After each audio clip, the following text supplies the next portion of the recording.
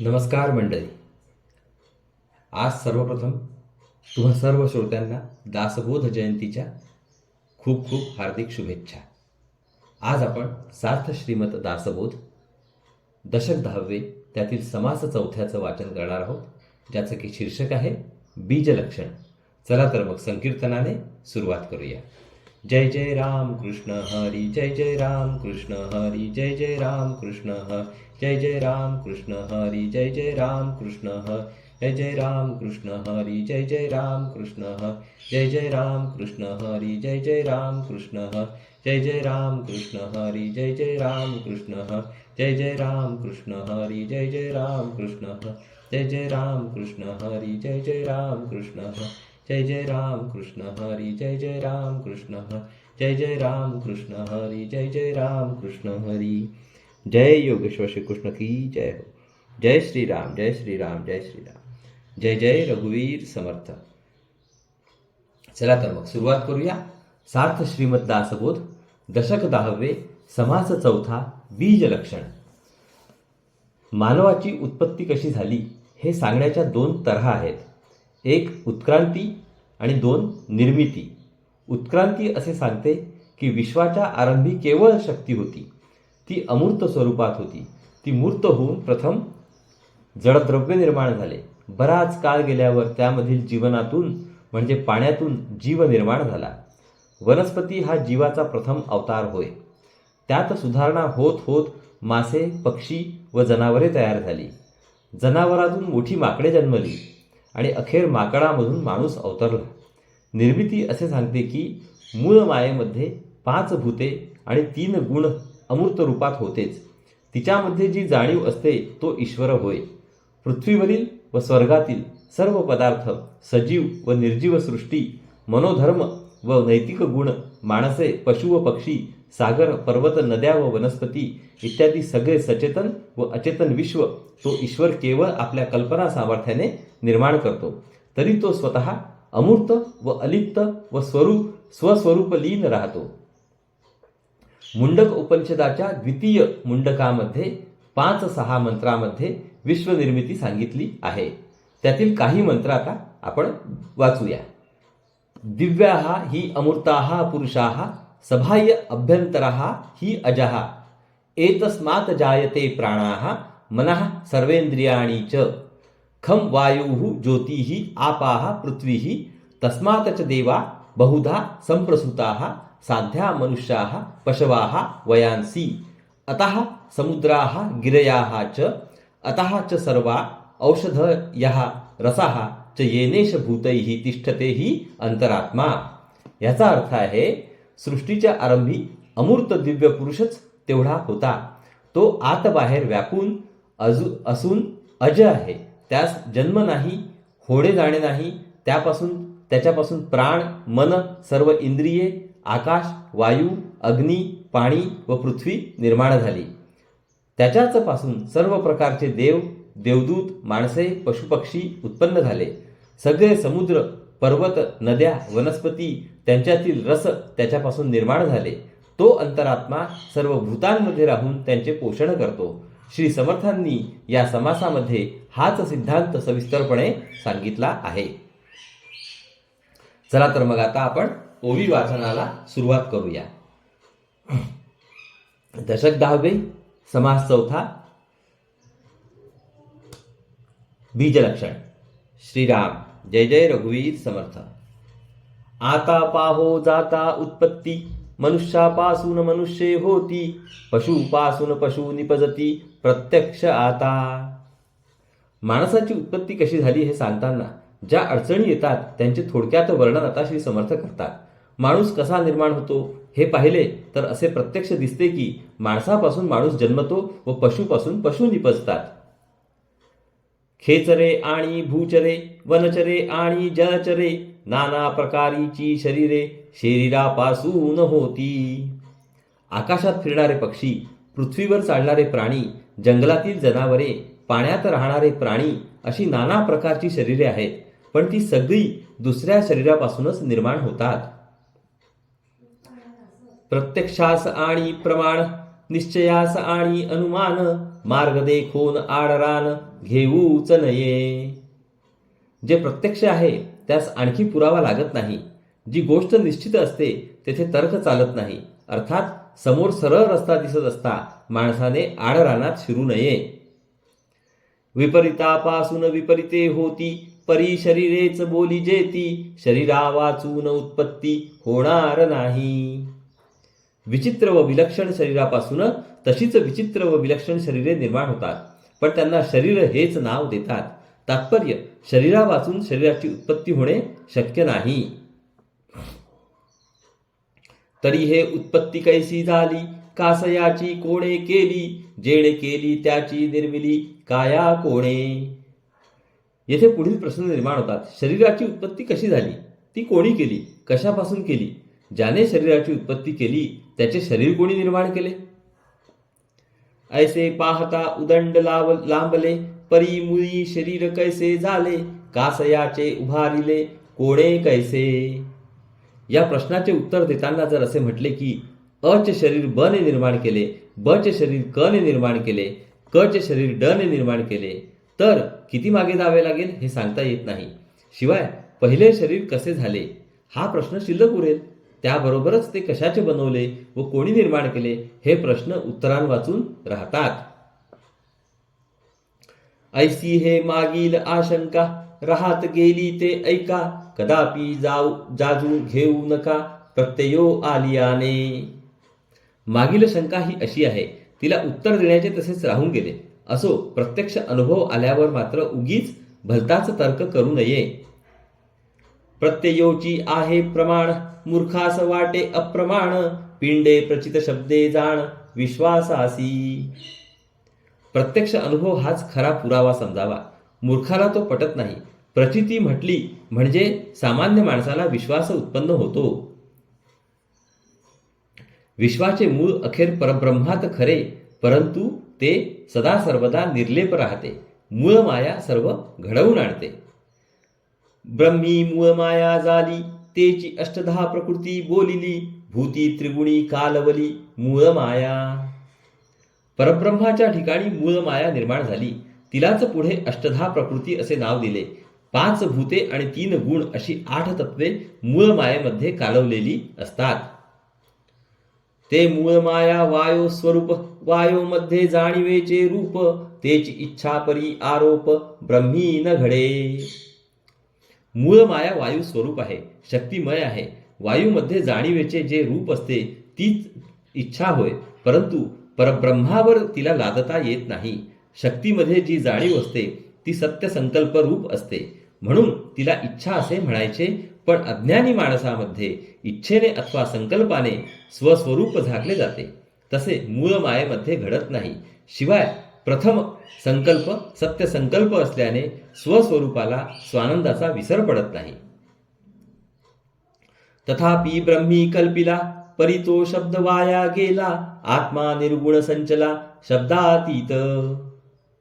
शुद्ध ब्रह्माच्या ठिकाणी इच्छेची कल्पना केली तर ती वाया जाते, कारण ब्रह्म निर्विकल्प आहे.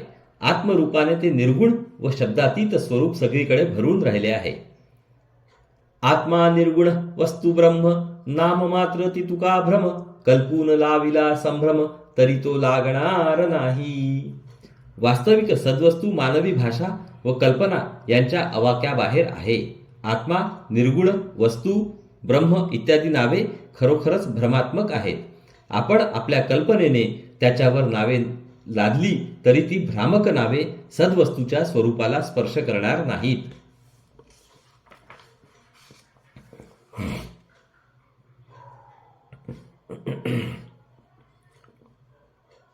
तथापि आग्रहे लाविला, जरी धोंडा मारिला आकाशाला, आकाशावरी कुंथिला तरी ते तुटेना. समजा एखाद्या माणसाने आकाशाला धोंडा मारला किंवा तो आकाशावर थुंकला तर त्यांचा स्पर्श आकाशाला होत नाही. त्याचप्रमाणे कोणी आग्रहाने अथवा हट्टाने ब्रह्माचं नाव दिले तर ते त्यास चिकटणार नाही. तैसे ब्रह्म निर्विकार, निर्विकारी लाविती विकार, विकार नामे निर्विकार जैसे तैसे. तसे ब्रह्म अत्यंत विकारमुक्त आहे. जे विकाररहित आहे त्यास विकार चिकटवण्याचा प्रयत्न केला तर विकार गळून पडतात आणि मूळ ब्रह्म मात्र जसेच्या तसेच राहते. आता ऐका प्रत्ययो जाणोनी धरावा निश्चयो तरीच पाविजे जयो अनुभवाचा. आता ऐकावे, अनुभव समजून घ्यावा, मग आपले मत निश्चित करावे. असे केले तरच साक्षात अनुभव येईल. परब्रह्माच्या दृष्टीने हे विश्व उत्पन्न झालेच नाही, म्हणून त्याच्या बाजूने विचार करताना विश्व निर्मितीची कथा सांगणे अनुभवाच्या अर्थात संतांच्या अनुभवाच्या उलट जाण्यासारखे घडते. म्हणून विश्वाच्या बाजूने विचार करून ते कसे निर्माण झाले ते सांगावे लागते. माया ब्रह्मी जो समीर त्यात जाणता तो ईश्वर, ईश्वर आणि सर्वेश्वर तयासीच बोलिजे. मूळ माया निर्माण झाली म्हणजे परब्रह्माच्या एका भागावर ती वावरते. तेथे मी ब्रह्म आहे असे ज्ञानमय भान किंवा शुद्ध जाणीव प्रगट होते. त्या जाणीवेच्या अधिष्ठान ब्रह्माला ईश्वर असे म्हणतात. ईश्वर आणि परमेश्वर ही दोन्ही त्यांचीच नावे आहेत. तोची ईश्वर गुणासी आला त्याचा त्रिगुण भेद झाला, ब्रह्मा विष्णू महेश उपजला तये ठाई. त्या ईश्वराचा गुणाशी संबंध येतो. मग त्रिगुण भेदाने त्याला 3 अंगे दिसतात. सत्वाचे अंग विष्णू, रजाचे अंग ब्रह्मदेव आणि तमाचे अंग महेश होय. ईश्वराचे ठिकाणी ही 3 अंगे दिसली तरी अखेर ईश्वर एकच राहतो. सत्व रज आणि तम हे त्रिगुण उत्तमोत्तम यांच्या स्वरूपाचा अनुक्रम मागा निरोपिला. सत्व रज आणि तम हे 3 गुण उत्तमात उत्तम गुण आहेत. त्यांच्या स्वरूपाचे वर्णन योग्य क्रमाने मागे सांगून झाले आहे. जाणता विष्णू भगवान, जाणता नेणता चतुरानन, नेणता महेश पंचानन अत्यंत भोळा. जाणता सत्वमय तो भगवान विष्णू, जाणता नेणता रजोमय तो 4 तोंडांचा ब्रह्मदेव आणि नेणता तमोमय तो 5 तोंडांचा अत्यंत भोळा शंकर होय. त्रिगुण त्रिगुणी कालवले कैसे होती वेगळाले, परी विशेष न्यून भासले ते बोलावे लागती. 3 गुण एकमेकात कालवलेले असतात, ते वेगळे करता येत नाहीत. पण जेव्हा एखादा गुण अधिक आढळतो किंवा कमी दिसतो तेव्हा त्या दृष्टीने गुणांच्या बद्दल सांगावे लागते. वायो मध्ये विष्णू होता तो वायो स्वरूपची तत्वता, पुढे झाला देह धरता चतुर्भुजू. उदाहरणार्थ मूळ मायेमधील जाणीवेमध्ये सत्वमय विष्णू होता. खरे म्हणजे तो जाणीव स्वरूपच होता. नंतर त्याने 4 हात असलेला देह धारण केला. तैसाच ब्रह्मा आणि महेश देह धरिती सावकास, गुप्त प्रगट होता तयास वेळ नाही. त्याचप्रमाणे ब्रह्मदेव आणि शंकर मूळ जाणीवेमध्ये असतात. नंतर योग्य काळी ते दोघे देह धारण करतात. देहाने प्रगट होण्यास व देह सोडून गुप्त होण्यास त्यांना वेळ लागत नाही. ते चटकन गुप्त किंवा प्रगट होऊ शकतात. आता रोकडी प्रचिती मनुष्य गुप्त प्रगटती, म्या त्या देवांच्याच मूर्ती सामर्थ्यवंत. माणसे सुद्धा गुप्त होतात व प्रगट होतात असा प्रत्यक्ष अनुभव आपणास येतो. मग ब्रह्मा विष्णू महेश या तर देवांच्याच मूर्ती आहेत. त्यांच्या अंगी सामर्थ्य असणारच. त्या गुप्त व प्रगट झाल्या तर त्यात नवल नाही. देव देवता भूते देवते चढते सामर्थ्य आहे तेथे, येणेंची न्याये राक्षसांते सामर्थ्य कळा. देव देवता भूते आणि दैवते यांच्या ठिकाणी अधिकाधिक असे चढते सामर्थ्य असते. त्याच न्यायाने राक्षसांच्या सामर्थ्याचा देखील एखादा काळ असतो. झोटिंग वायो स्वरूप असती, सर्वेच खुळखुळा चालती, खोबरी खारिका टाकून देती अकस्मात. झोटिंग ही योनी वायू स्वरूप असते. झोटिंग दिसत नाही, पण तो बरोबर चालला की त्याच्या चालण्याचा खुळखुळ आवाज होतो. झोटिंग कल्पना नसताना एकदम खोबरे खारका आपल्या समोर टाकून देतात. अवघेची न्याल अभावे तरी हे बहुतेकास ठावे, आपुलाल्या अनुभवे विश्वलोक जाणती. यावर विश्वास न ठेवता हे सारे खोटे आहे असे कोणी म्हणेल, पण हे घडते ही गोष्ट पुष्कळांना माहीत आहे. पुष्कळांना असे अनुभव आलेले असल्याने सगळ्या लोकांना हे प्रकार माहीत आहेत. मनुष्य धरिती शरीरवेश, नाना परकाया प्रवेश, मातो परमात्मा जगदीश कैसा न धरी.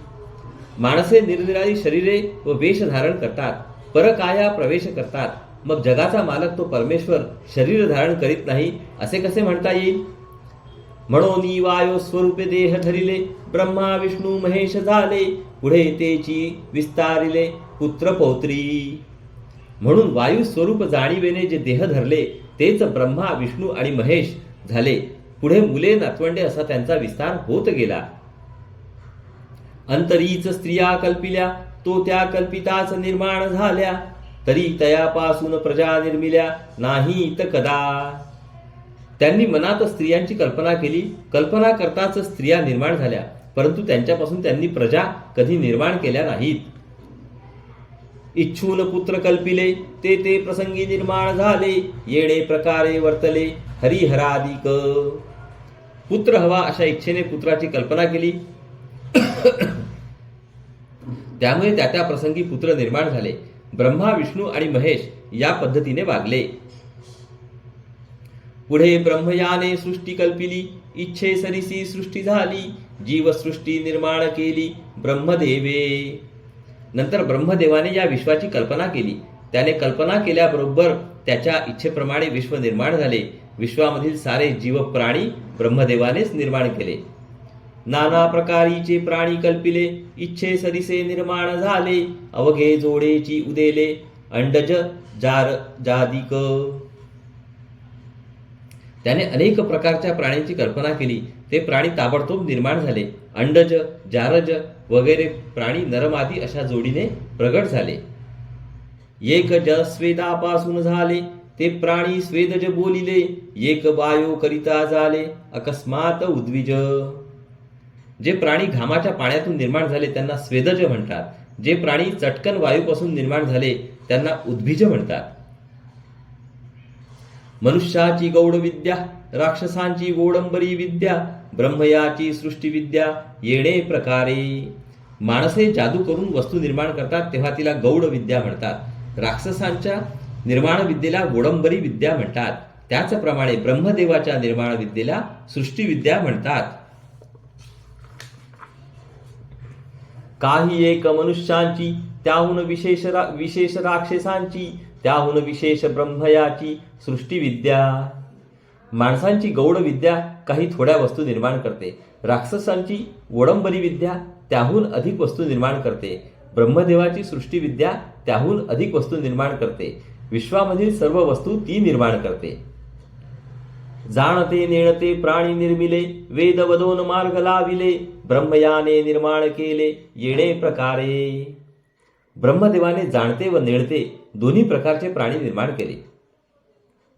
वेद प्रकट करून प्राण्यांना वागण्याचा मार्ग दाखवून दिला. ब्रह्मदेवाने अशा रीतीने प्राणी निर्माण केले.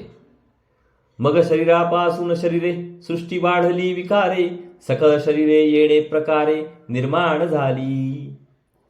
एकदा सृष्टी निर्माण झाल्यावर मग शरीरांपासून शरीरे जन्म पावली आणि निरनिराळे प्रकार होऊन सृष्टीचा विस्तार वाढला. अशा रीतीने सगळी शरीरे निर्माण झाली. येथे आशंका फिटली, सकळ सृष्टी विस्तारली, विचार पाहता प्रत्यया आली येथान्वये. येथे शंकेचे निरसन झाले. सगळी सृष्टी विस्तार पावली ती कशी यावर विचार केला तेव्हा तिच्या विस्ताराचा क्रम प्रत्यक्ष अनुभवास आला. ऐसी सृष्टी निर्माण केली, पुढे विष्णूने कैसी प्रतिपादिली, हेही विवंचना पाहिली पाहिजे श्रोती. ब्रह्मदेवाने या रीतीने ही सृष्टी निर्माण केली खरी, पण पुढे विष्णूने ती सांभाळली कशी, तिचे प्रतिपालन कसे केले याचेही विवेचन श्रोत्यांना समजले पाहिजे. सखळ प्राणी निर्माण झाले, ते मूळ रूपे जाणून पाहिले, शरीरे दैत्य निर्दारिले नाना प्रकारींचे. सर्व प्राणी निर्माण झाले, त्या सर्वांच्या ठिकाणी जाणीव आहे. जाणीव विष्णूचे मूळ रूप आहे. त्या मूळ शुद्ध जाणीवेने सर्व प्राण्यांचे पालन होते. इतकेच नव्हे तर त्या जाणीवेने प्रत्यक्ष शरीर धारण करून अनेक प्रकारच्या राक्षसांना ठार मारले आहे. नाना अवतार धरणे, दृष्टांचा संहार करणे, धर्मस्थापाया कारणे विष्णू सजन्म. दृष्टांचा संहार करण्यासाठी ही विष्णुरूप मूळची शुद्ध जाणीव अनेक अवतार धारण करते. धर्माची स्थापना करण्यासाठी विष्णूला जन्म घ्यावे लागतात. म्हणून धर्मस्थापनेचे नर तेही विष्णूचे अवतार, अभक्त दुर्जन रजनीचर सहजची झाले. या दृष्टीने धर्माची स्थापना करणारी माणसे सुद्धा विष्णूचे अवतार समजावे. अर्थात जे अभक्त व दुर्जन असतात ते राक्षस समजावे हे आपोआपच आले. आता प्राणी जे जन्मले ते नेणून संहारले, मूळ रूपे संहारिले येणे प्रकारे. आता जे प्राणी जन्माला येतात त्यांचा नेणीवेने संहार होतो. ज्याप्रमाणे मूळ विष्णुरूप जाणीव प्राण्यांचे पालन करते, त्याचप्रमाणे मूळ रुद्ररूप नेणीव प्राण्यांचा संहार करते. शरीरे रुद्र खवळेल, तै जीवसृष्टी संहारेल, अवघे ब्रह्मांडची जळेल संहार काळी. सर्व प्राण्यांच्या शरीरामधील रुद्र ज्यावेळी खवळतो त्यावेळी सारी जीवसृष्टी नाश पावते. त्या संहाराच्या प्रसंगी सगळे विश्व जळून जाते. एवं उत्पत्ती स्थिती संहार याचा ऐसा आहे विचार, श्रोती होऊन तत्पर अवधान द्यावे. उत्पत्ती स्थिती व संहार यांचे विवेचन याप्रमाणे सांगून झाले. श्रोत्यांनी पुढे लक्ष देऊन ऐकावे. कल्पांती संहार घडेल तोची पुढे सांगिजेल, पंचप्रलय ओळखेल तोची ज्ञानी. कल्पांती जो संहार घडतो तो पुढील समासामध्ये सांगावयाचा आहे. 5 प्रकारचे प्रलय जो ओळखतो तोच खरा ज्ञानी होय. इति श्री दासबोधे गुरुशिष्य संवादे बीज लक्षण नाम समास 4. तर श्रोते हो, या ठिकाणी आपलं दशक 10व्यामधील समास 4चे वाचन पूर्ण झाले आहे. हरिओम तत्सत, हरिओम तत्सत, हरिओम तत्सत. हरे कृष्ण कृष्ण कृष्ण हरे हरे, हरे राम राम राम हरे हरे, हरे कृष्ण कृष्ण कृष्ण हरे हरे, हरे राम राम राम हरे हरे, हरे कृष्ण कृष्ण कृष्ण हरे हरे, हरे राम राम राम हरे हरे, हरे कृष्ण कृष्ण कृष्ण हरे हरे, हरे राम राम राम हरे हरे, हरे कृष्ण कृष्ण कृष्ण हरे हरे, हरे राम राम राम हरे हरे, हरे कृष्ण कृष्ण कृष्ण हरे हरे, हरे राम राम राम हरे हरे. जय योगेश्वर श्री कृष्ण की जय हो. जय श्रीराम, जय श्रीराम, जय श्रीराम. जय जय रघुवीर समर्थ.